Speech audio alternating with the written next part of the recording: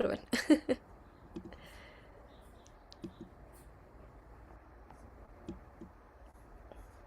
Alrighty, I'll get the webinar started now. Probar. Okay, I'm gonna start the webinar. Alrighty, I'll get the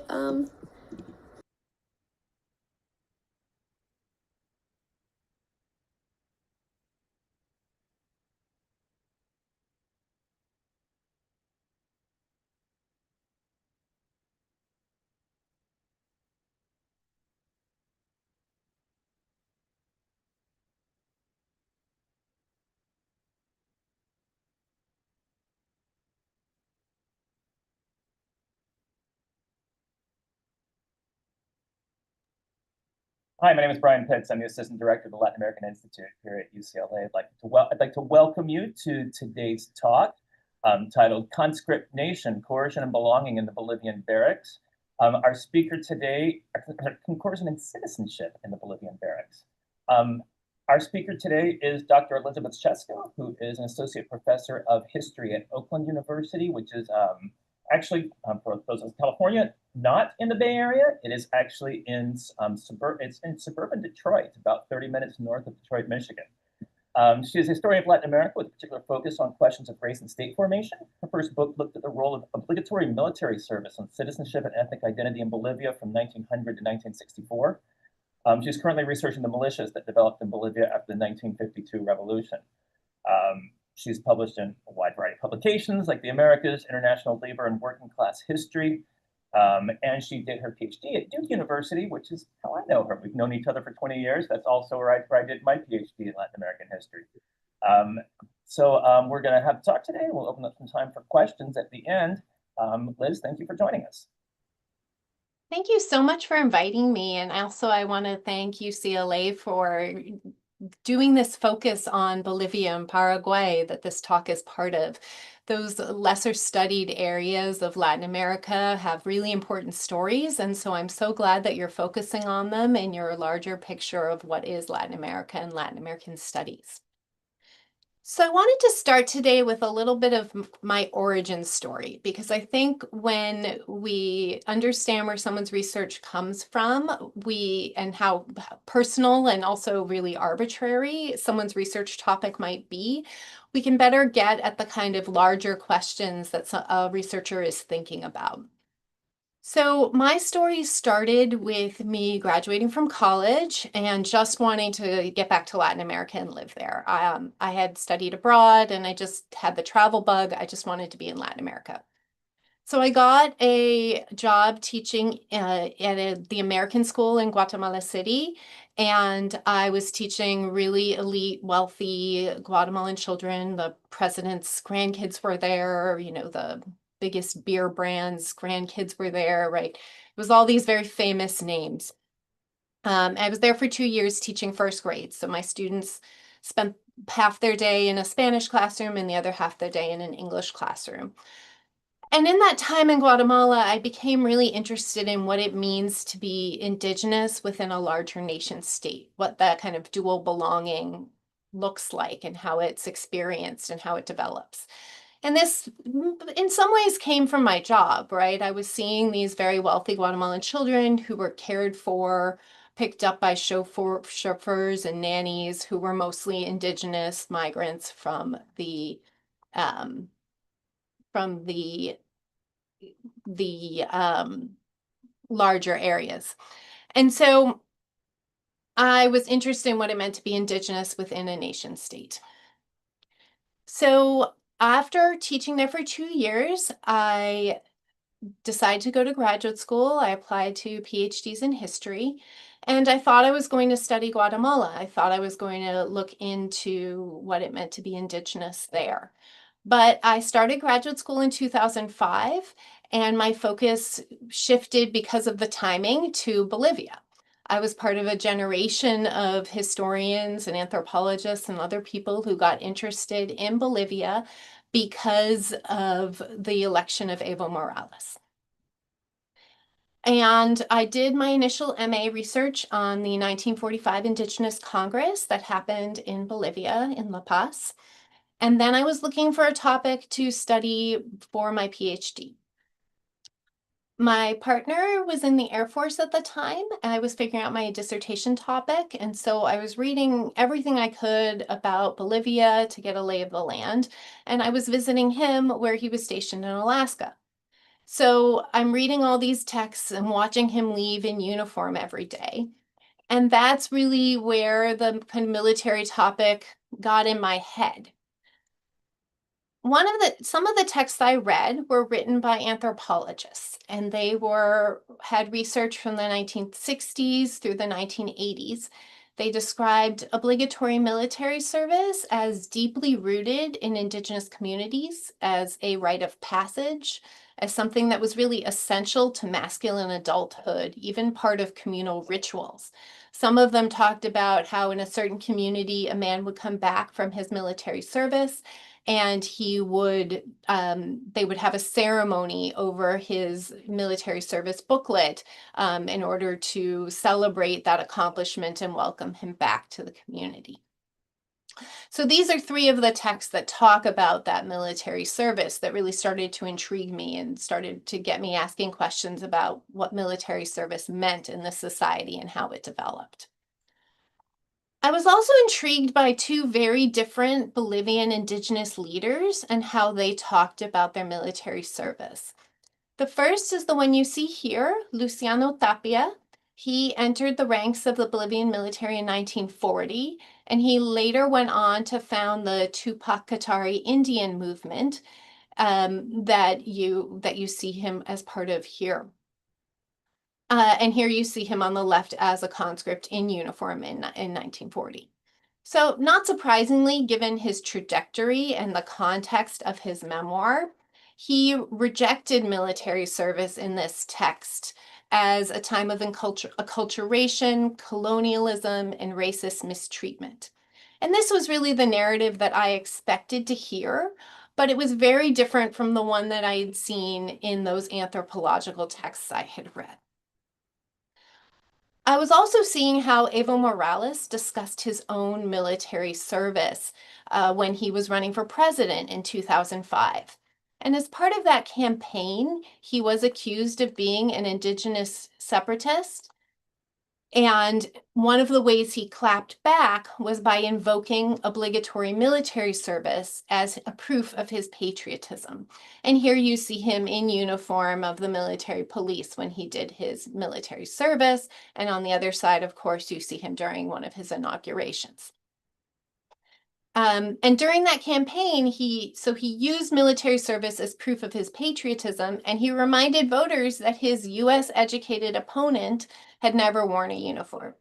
So that really showed me the power of military service for claims making, especially from a lower class masculine perspective. So these different narratives were really a puzzle to me. They made me want to understand how a state, which is commonly seen as weak and poorly integrated, could manufacture such high levels of consent to what is really a very onerous obligation. To do your military service today, you spend a year in the barracks. You're away from your family, from your community. You suffer physical punishments and deprivations. The food isn't very good. It can be dangerous, right? Some people do die during military training exercises or for other reasons as a result of their service. Yet today, young Bolivians line up, camp out before recruitment to ensure that they get into their preferred military unit. And that's what you're seeing in this picture from one of the Bolivian newspapers from January 2023, right? Young men camping out, their mothers mostly joining them in order to bring them food and visit with them while they're waiting to register for service. So one reason why military service is so important and people camp out for it is because they need this document. This is the military service booklet. It was developed in the 1890s to document personal information and a man's completion of service. And over time, it's become fundamental to the exercise of citizenship in Bolivia. Since 1907, men have needed this document to work in civil service, to obtain professional titles and degrees, to become craftsmen, to join a religious order. It was later added to the requirement to vote, and military service has been a constitutional duty of all men in Bolivia since 1938. And this duty was reinforced in Bolivia's most recent constitution, which was passed in 2009. So you still see this obligation. In the 2020s, right, today, most men who are at all integrated into the state do find a way to arrange for their military paperwork, to get that paperwork in order. Some get it through medical exemptions and certainly through paying bribes to get their paperwork, so they avoid service altogether. A very large number get it through pre-military service, which didn't really exist in its current form in the era that I study, but it's very important today. So I'll give you a quick overview of what this is. Men doing pre-military service are able to complete their training at their own expense on weekends during their time in high school. And they do this in order not to what they would call lose a year, right? To lose the year that they would be studying or beginning their work or whatever they were doing after completing their secondary education. People who do pre-military service incur an expense to do so, right? They pay for their own medical examinations, their uniforms, their boots. They also have to collectively fund their instructors' salaries and program administration. And it costs about the equivalent of $400 to do pre-military service, but many families find this worth it because it lets them kind of continue on with their lives and not spend that year in the barracks. About the same number of young men are traditional conscripts. About 20,000 enter the military in January every year during the first stage of recruitment, and an additional 8,000 enter during the second stage in July. So we have about equal numbers of young men who do pre-military service versus military service.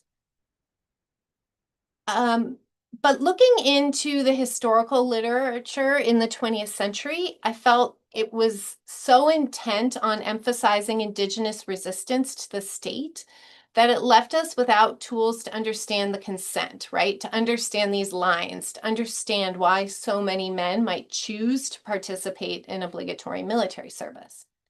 So that's what I set out to do in my book, was to chart conscription in law and practice, trying to understand how it changed over time, how it became so embedded in indigenous communities, and also part of a working class masculinity. And this happened over the course of the 20th century.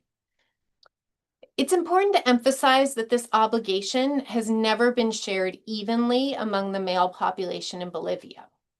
This is mostly because Bolivia didn't need and couldn't afford to have every man in each cohort go into uniform, right? It would be too expensive to put all these men in the barracks, and they didn't need an army that big. So the obligation has always been structured by ethnicity, class, education, locality, and a lot of luck too. Over time, as we'll see in the course of this talk, the army has become less urban and less elite. So what I argue is that conscription in Bolivia has always been more of a social project than a military project.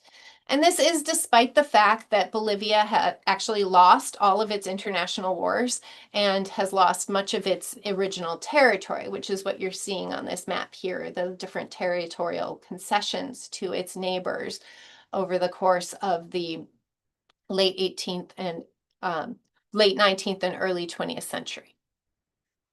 So indigeneity, right, its indigenous population has long been at the heart of Bolivia's conscription project.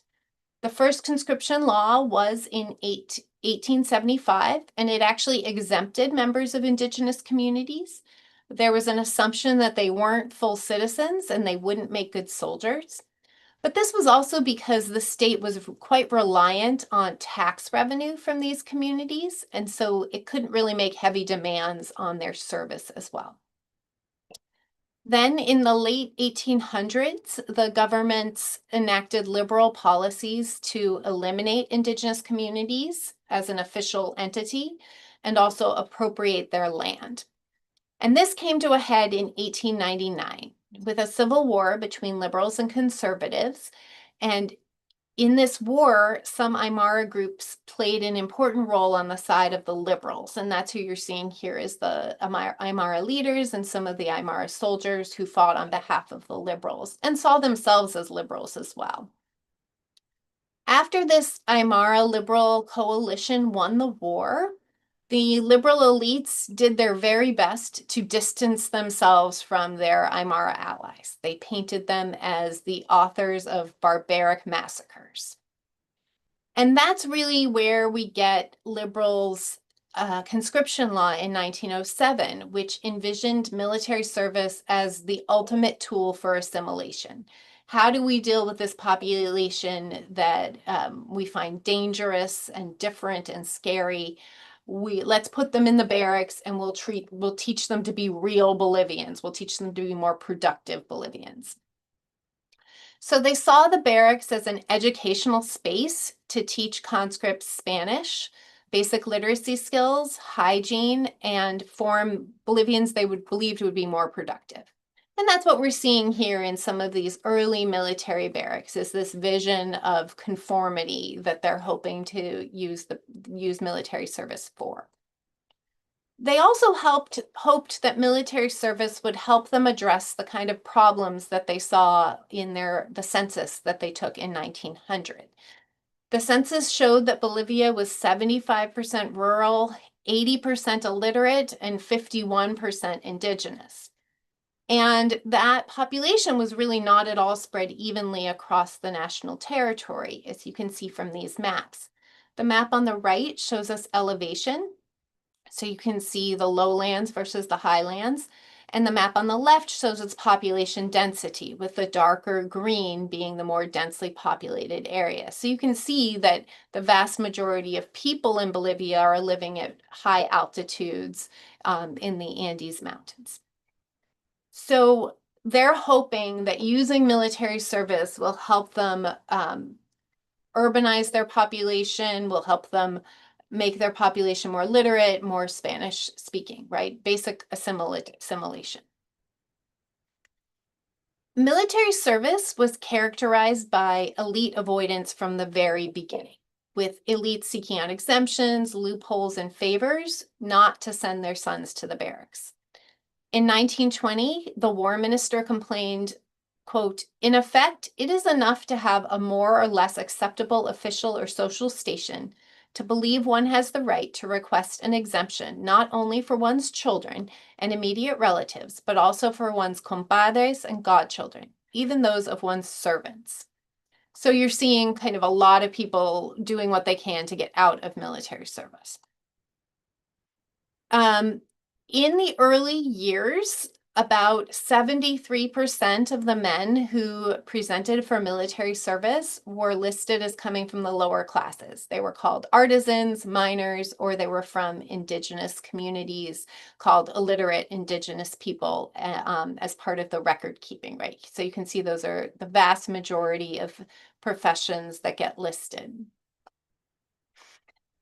Some indigenous communities enthusiastically sent young men to the barracks. They were perhaps hoping to establish a new pact with the state as part of the deterioration of indigenous communities over the previous 30 years. But what I did find is that indigenous people were definitely not serving disproportionately in this early period. So that's what you're seeing in this chart on the right, is that you're seeing the total number of people who presented for service, how many of them were labeled indigenas, and the percent of the total. Then you're seeing how many actually served, the percent served, and the percent that were indigenous.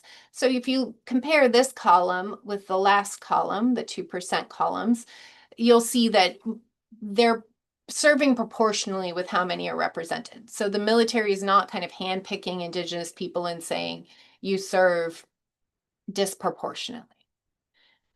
And And we do see that in these military magazine articles, that the institution was really obsessed with Indigenous conscripts and with the assimilatory work that the institution was doing. When lower class and Indigenous men entered the barracks, they really did encounter discriminatory practices. They found that the use of education and what was called morality was the primary criteria to assign them to different units and to promote them to leaders among the conscripts. So this really did ensure segregation and the perpetuation of race-based difference among conscripts. This was also reinforced in the constant use of the military to repress strikes and rebellions in mines and rural communities. Wealthy people who actually had the most to lose from internal unrest or external conflict were precisely those who were avoiding military service through favors and feigned ailments. However, the military at the time was very small, so there wasn't a lot of real pressure to fix these loopholes or use much coercion to conscript men who didn't want to serve or who lived in remote villages. So that's what you're seeing here, is that this column shows the cohort, according to the census, of how many 18-year-old men there would have been in the population, then how many registered for service, how many presented, and the army size. So you're seeing a very small number of men, 30 to 50% registering for service, an even smaller number of men presenting actually to serve. But even with those small numbers, given 2 years of service, there were enough people to fill the army, right? So some people don't even have to serve who presented. So who was in the military at this time was really not a universal obligation, but it was profoundly arbitrary. The people who chose to be there could serve. They were essentially volunteers, even though it was technically a conscript system. Then you have people who were unlucky and got picked up for not having military documents, right? They're wandering on the roads, a patrol's there, they're like, show me your papers. They don't have their papers. They end up in the barracks. The other way people end up in the barracks is when this got used as a weapon to get rid of troublemakers in the community or a neighbor with whom you were having a spat, right? So if an authority is like, that person's a real troublemaker, he didn't do his military service, I'm going to report him. Or if you had a neighbor who you were having an issue with, you could report them for not doing military service and they would go away for a year or two. So it was really arbitrary who ended up in the barracks. The Chaco War really changed this situation. For those who don't know, the Chaco War was fought between 1932 and 1935 between Paraguay and Bolivia over a sparsely populated region in the Chaco. Bolivia went into this war with a lot of confidence. It had the larger army, it had better training, it had superior weaponry, and they didn't even bother to mobilize their whole population. It was very limited mobilization at first. So the people who fought at the beginning of the war were motivated by patriotism and masculine pride. Many of them were formally educated men, but also urban artisans and rural agriculturalists who had done their military service and responded to calls for reservists. As the war ground on, the army began to rely more on impressment. Its ranks became less willing, less educated, and more indigenous. And that's what you're seeing here in this image is a Chaco era patrol that has captured 3 people that they were labeling Indians. The Bolivian army finally called up all able-bodied men of any age in December of 1934, and the war ended about 6 months later. In novels and the popular imagination of the war, indigenous troops, like the ones who were rounded up here, are seen as being sent to the front line and die as cannon fodder, right? They're seen as almost exclusively the ones fighting this war. Interestingly, though, when I actually looked at the documents, I saw that prejudice and the idea that folks like these would actually not make good frontline soldiers led to a lot of exemptions for rural agriculturalists, and many of those who were drafted were put to work on labor projects away from the front lines because they didn't think they would make dependable frontline soldiers. So a lot of rural indigenous people did die during the Chaco War, but it was disproportionate to the population, right? Fewer than were in the population as a whole participated on the front lines as a percentage. So in the post-war period, military service and conscription really take off. And this was really because of the war. The war made many more people aware of the institution of military service and the obligation to perform military service. Many knew someone who had fought or maybe even died in the war.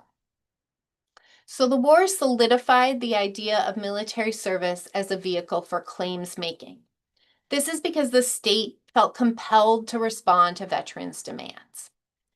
And having all of these people from the lower classes being able to make demands on the state as veterans subtly changed social hierarchy in Bolivia. It was a new way of establishing your worth. The heroic legacy of the Chaco War, despite the fact that it was a defeat, was firmly in the hands of reformist veterans and junior officers, and they were able to use the war and the mismanagement of the war to condemn the oligarchic elite and the senior officer corps. So this was the era when Walter Murillo, who is on the cover of my book, which you saw at the beginning, and you see him here in this image as well, was entered into the military in 1940. And you see him here depicted with his mother. He was from an urban area, but as you can see here, his mother was de pollera, right, wearing traditional indigenous skirts. So the family was not very far removed from the indigenous context. This was also the same year, 1940, when Luciano Tapia joined the military. And his narrative of his military service in his memoir really helps us understand how important military service had become in the post-war period. Tapia was born in a rural indigenous community. Aymara was his first language. He had already shed that identity and changed his name before he entered the barracks. And you see his birth name here, so he's listed as both names in his memoir. He voluntarily presented to serve in the military at the age of 17, and he actually lied about his age in order to get in, because you were supposed to be 19 to enter the military. The chapter he wrote about military service emphasizes the pride he had at being an outstanding soldier. It talks about his time in the barracks as transformative for his life, that he learned to write, he gained leadership skills, he mediated between officers and conscripts who were monolingual in Aymara. He got his military service book, which we saw earlier, which he said accredited me as a Bolivian citizen, right? He clearly saw a link between citizenship rights and completing military service. This was still a very assimilationist institution, and it was definitely characterized by abuse, right? There was opportunities for leadership and opportunities for sociality, but it was also an institution of deprivation. With the unpredictable and violent punishment, though, that could really create a sense of shared suffering, right? Men who suffered together of punishments became friends, right? Men who slept close together in the barracks became friends. There were intimate living conditions, hard labor. Those things all helped form the bond of friendship. Young men could use the barracks to change their names, change their dress, gain education, improve their Spanish. So barracks were a place where you could rework who you were and how others perceived you to be. And you kind of see this in this image. Obviously, these are much more upper class conscripts than the ones we've been talking about, and these were the kind that were going to be featured in the military. But you see that kind of playfulness and sociality suggested in this image that was published in 1947. The The barracks were also really important for learning, negotiating, and performing masculinity, right? What it meant to be a man. In the military justice records that I look at as part of my research, you often see conscripts offering evidence that their peers had invoked a particular version of masculinity, equating bravery with manliness, to pressure them to act, and often to do something that was not allowed.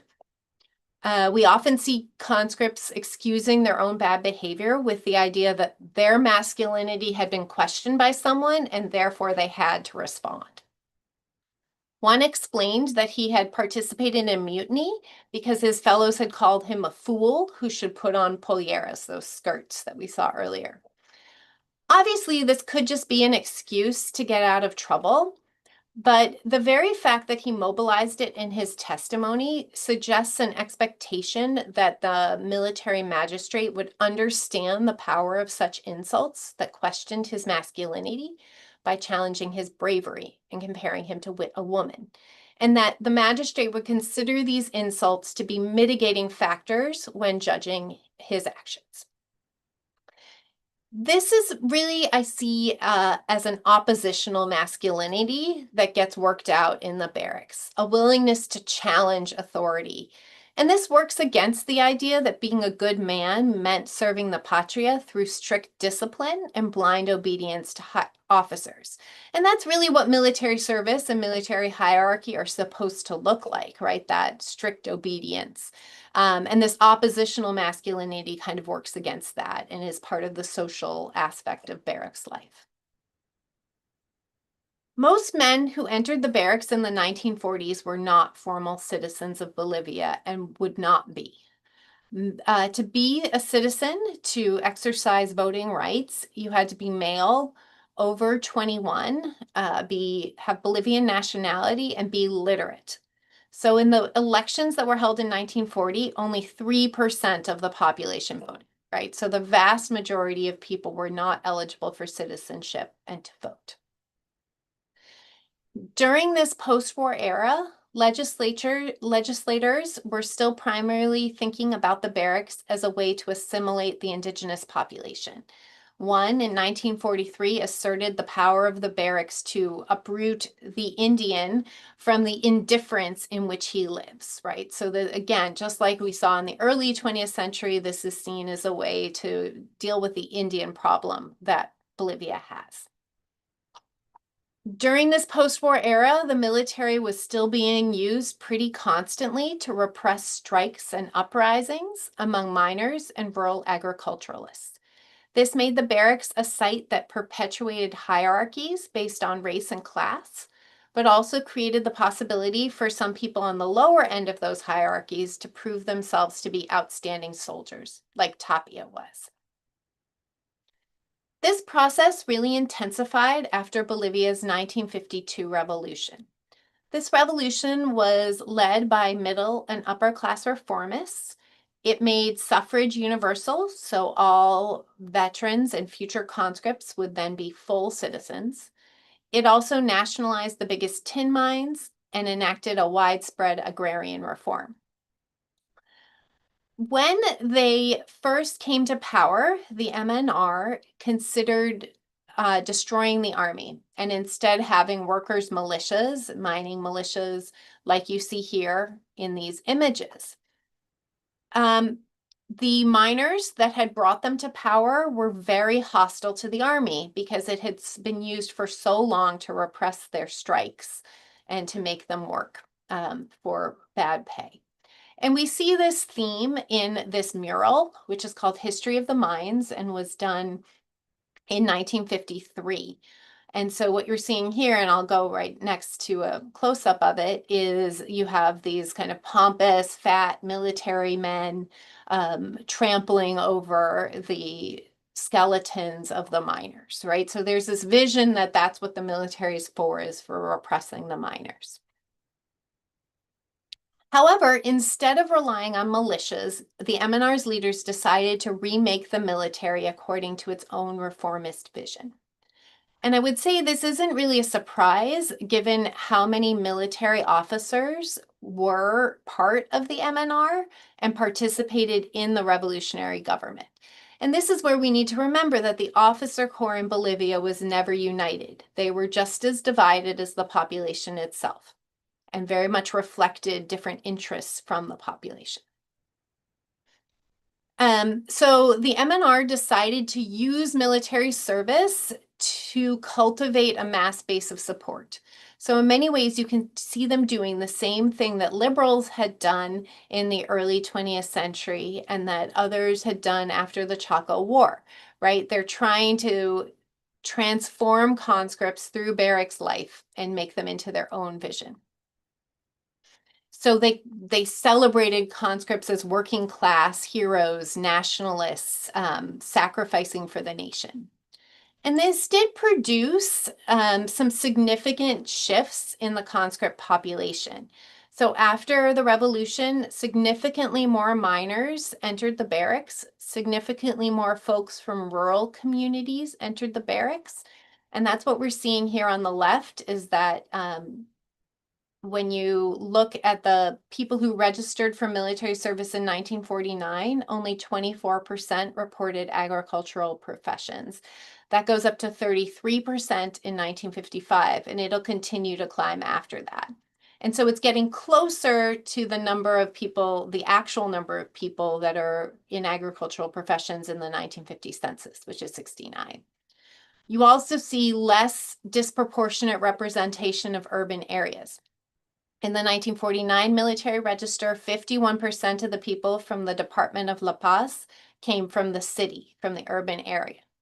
In 1955, that's down to 32%, which is very close to the census number of people who were in the city versus in more rural or provincial parts of La Paz. We see this in the qualitative sources as well. In 1956, a colonel expressed surprise at the extraordinary enthusiasm of the campesino class who have come voluntarily from distant provincial cantons, right? So he's really expressing surprise that so many indigenous and rural people are coming to do military service. And we see that too in this 1959 newspaper article, which shows people lined up to register for service. And specifically, the same article comments on the flood of peasants and people from the provinces who have come that year. The urban bias of conscripts before the revolution had served the institutional needs of those administrations to repress rural strikes and mining uprisings.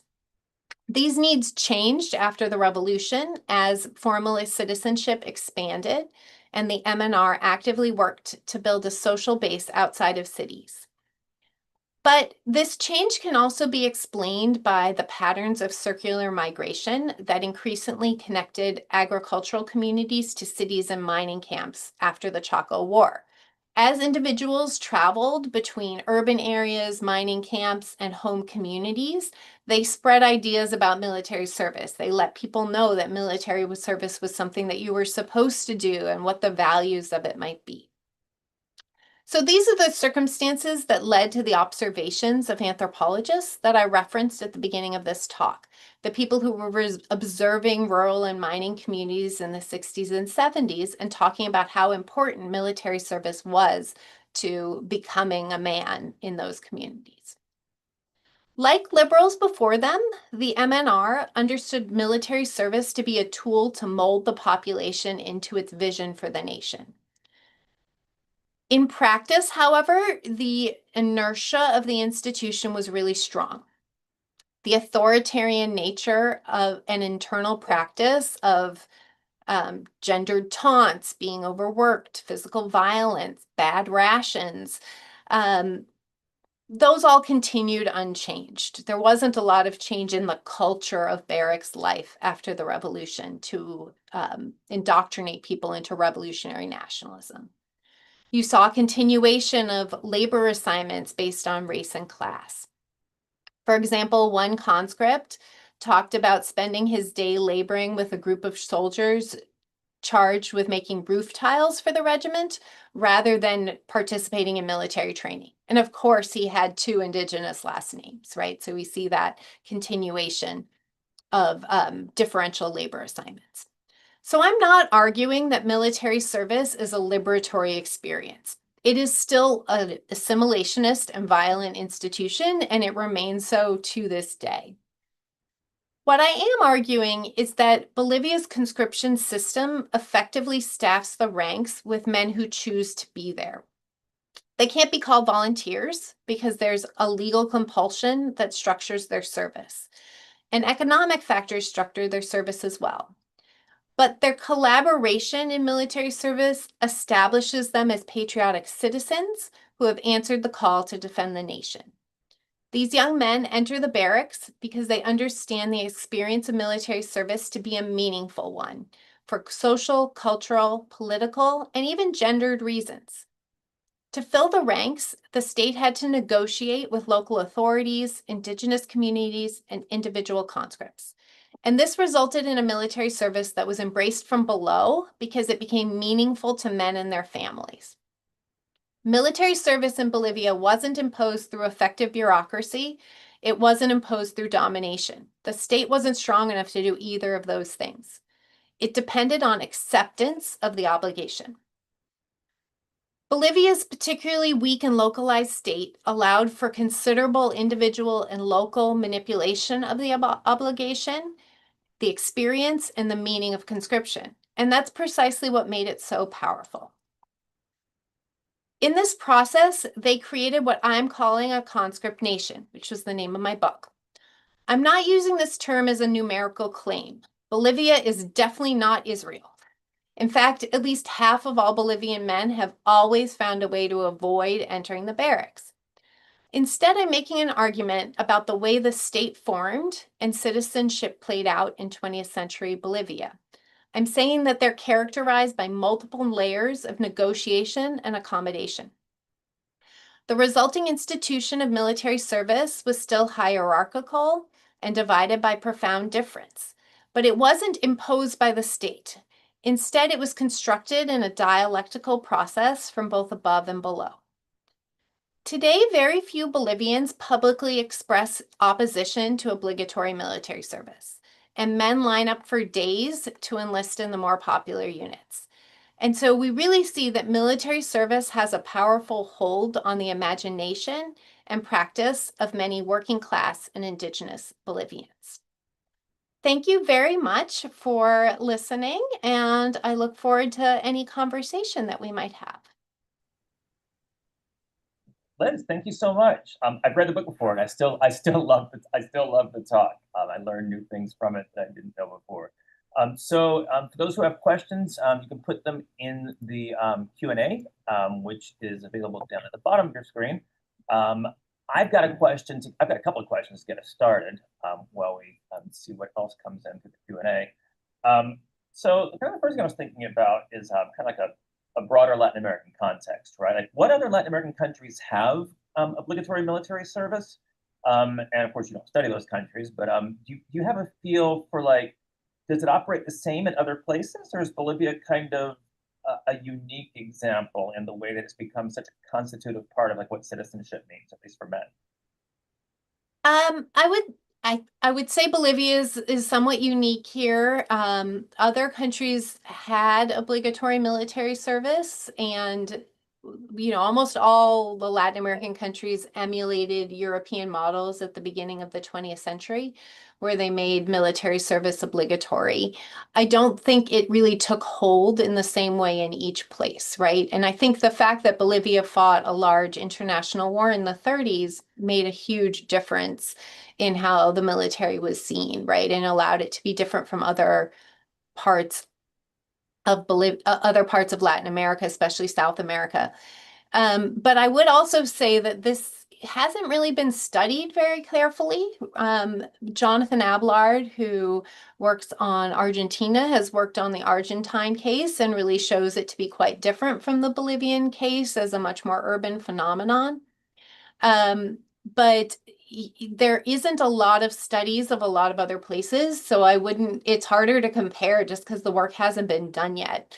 And I think part of this is just because that most historians who are sort of interested in the things I'm interested in, which are identity and state formation and those kind of things, are not looking at the military as carefully as they should be.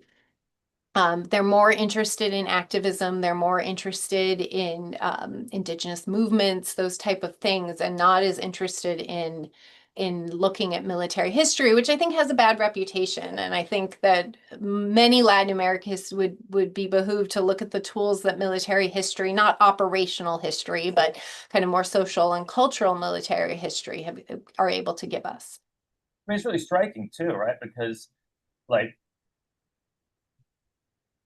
yeah, that like it hasn't been. I'm kind of surprised, right? There hasn't been more interest in it because if you think about the number of people who are, joining a rural workers and joining a miners union, right? Or who are, you know, um,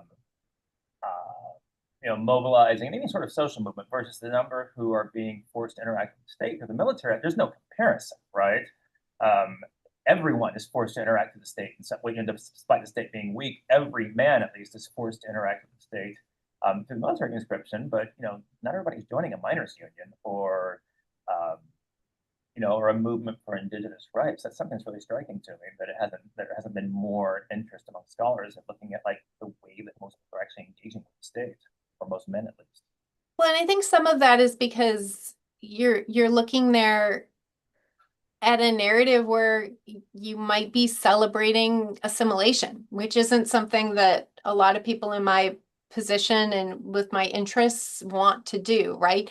We're not looking at all the leaders who are resisting the state, who are fighting back against the state. I mean, you're seeing much more of that consent. And I think, Latin Americans like to talk about coercion and consent. We like to talk about hegemony, right? And I think investigating the consent side of the coin is less popular, right, than looking at the coercion side. And the military is really good for that, but it isn't as liberatory a narrative, I would say, as other narratives might be. Yeah, it reminds me a lot of like the way that that slavery has been studied, right, by Latin American historians. And of course, like, what we like to look at, right, the thing that's most exciting to look at is when people resisted. But of course, the fact of the matter is, most people didn't run away, right? And most people found other ways to navigate the system. And it sounds like that's something that you look at a lot as well. Although I know you do look at avoidance as well and resistance against the institution of mandatory military service as well. Right. I mean, it's fascinating to see these stories they're mostly in the military justice records that I looked at. And it's fascinating to look at these stories that people have because you realize that, everyone's kind of going AWOL all the time. They don't call it that. But there's just a lot of people wandering in and out of the barracks. It's not this secure space that you have to get permission every time you leave. Guys are going out, they're getting drinks, they're hanging out at the local bar, they're trying to pick up girls, they're coming back and sneaking back in at night, they're falling asleep during their guard duty, right? You get a lot of those kind of mundane stories that help you realize that this isn't as totalitizing a place as it might be. Yeah, and just looking at the West and the question and answer, right? Yes, there is definitely a lot of abuse, and there's always been a lot of abuse during military service. One of my favorite terms that gets used for military service, which could definitely be talked about a lot more, is the idea of chocolate, right? So the physical abuse of conscripts, which they wouldn't have called physical abuse, is called chocolate, right? And so it's like giving someone a piece of chocolate, which should be a treat. So it's this like deeply ironic term that gets used for physical abuse. And that was kind of not even a secret, right? It was an open thing that everyone was doing, and no, people were never really officially complaining about it because they couldn't. And I think it's complicated though, in that surviving the abuse can become part of the source of the masculine pride, right? So pushing back against the abuse often would get characterized as non-manly behavior, right? So it is wonderful to see Bolivians kind of pushing back a little bit more now, but I still think there's a lot of celebration of the abusive nature of military service, something that you should be proud of, right? A culture that might need to change. I remember you, correct me if I'm wrong, it's been a couple of years since I read the book, but I know that during the period you studied, corporal punishment was a common part of military discipline, wasn't it? I don't remember if it was officially allowed or if it was done sort of extrajudicially, but I remember you talking about that in the book as well. Yeah, no, it's definitely it's technically prohibited, right? So you're not supposed to do anything that's called corporal punishment, and that's specifically seen as whipping, and certain types of abuse. But it's very clear that lots of things that we would consider very physically abusive were happening throughout the time in the barracks. And it's rare, although it does happen, that an officer would be prosecuted for abusing their conscripts, right? It has to be something that's seen as above and beyond. There are a couple cases that are abuse of authority cases that happen in those military tribunal records. And most of my military tribunal records are from the 40s. I have some earlier and a couple later, but most of them are from the 40s. And so it's rare that you get abuse of authority cases. When you do, it's because it's seen as beyond, or often they're investigated and then the charges are dropped because they're saying, no, they're just imposing discipline. So this idea of like what constitutes abusive punishment and what constitutes discipline are can often be squishy, right? That things that I would call abusive punishment, physical punishment, is seen as just normal discipline in the barracks. So there's a lot of really interesting stuff in my book that I didn't go into today about that idea of what discipline means and how it relates to masculinity. Thank you.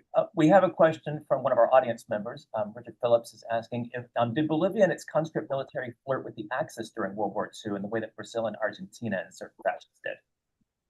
Yeah, and that's something that I would love for someone to work on a little bit more in studying Bolivia, because Bolivia in the 40s, in the 30s and 40s is really interesting because you've got two administrations in the 30s after the war that call themselves military socialists and definitely flirt with this kind of national socialism ideas of what the military might do, what Bolivia might do. And then in the 40s, you have a administration come to power through a coup that's under president who was a major. He was a major in the Bolivian army called Gilberto Villarreal, and he was in partnership with the MNR in the 1940s.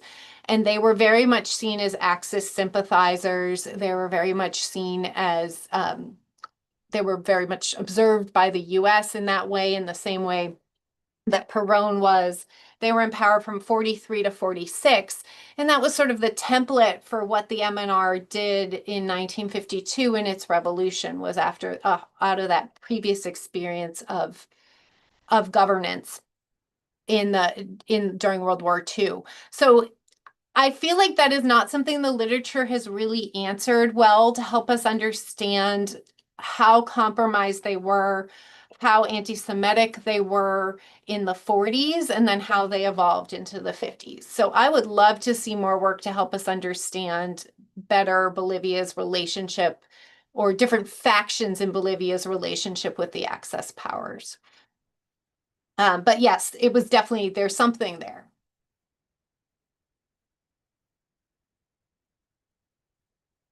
You're muted, Brian.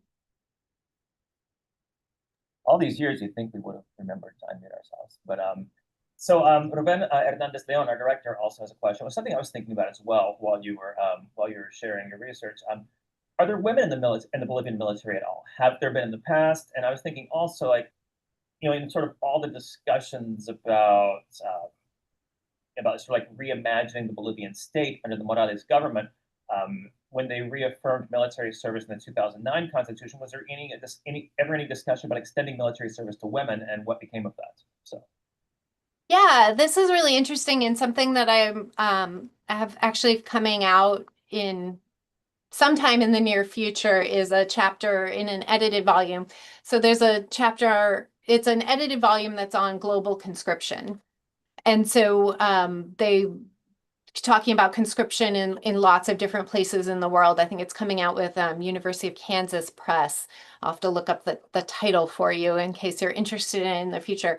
And so in that chapter, I talk about the role of women in military service and some of this kind of masculine narrative. So there's some interesting episodes with this.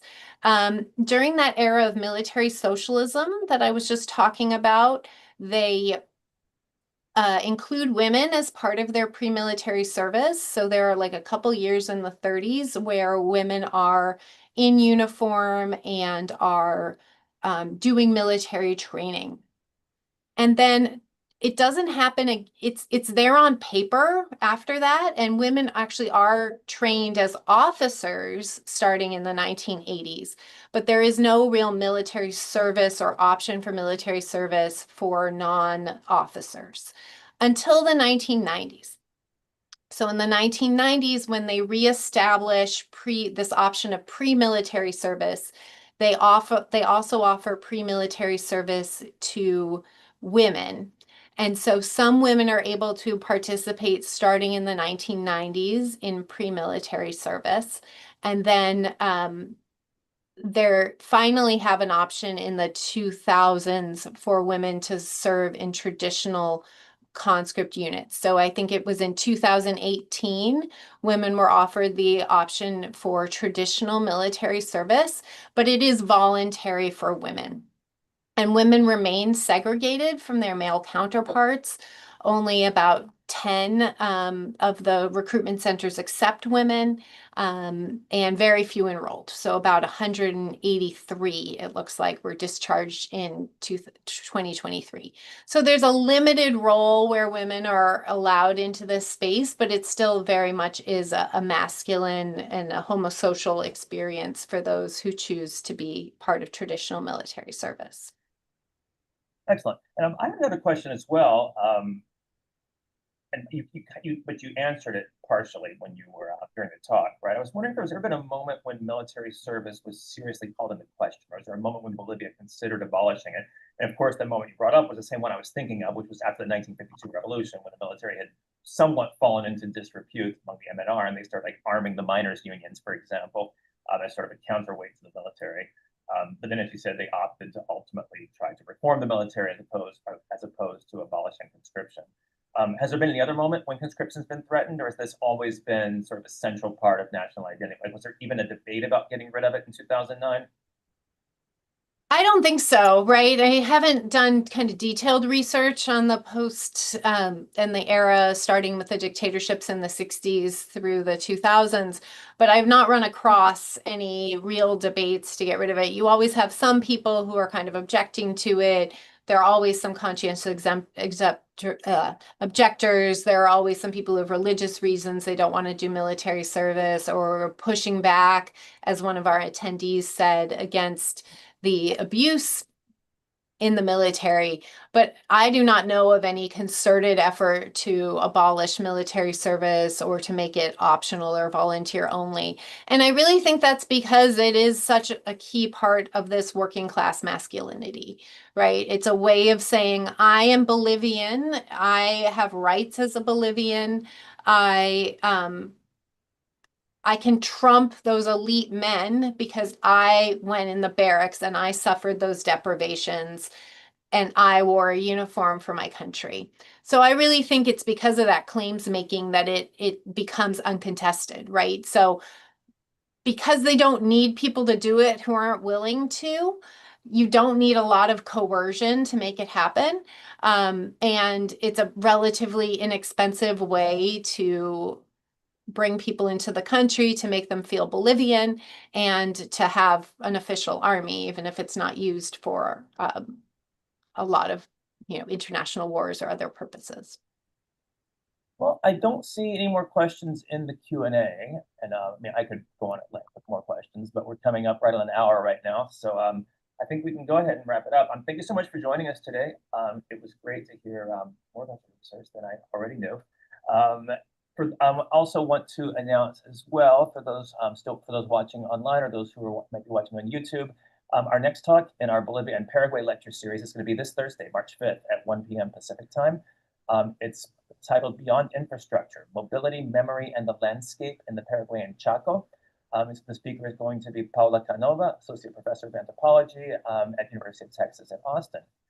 So thank you all.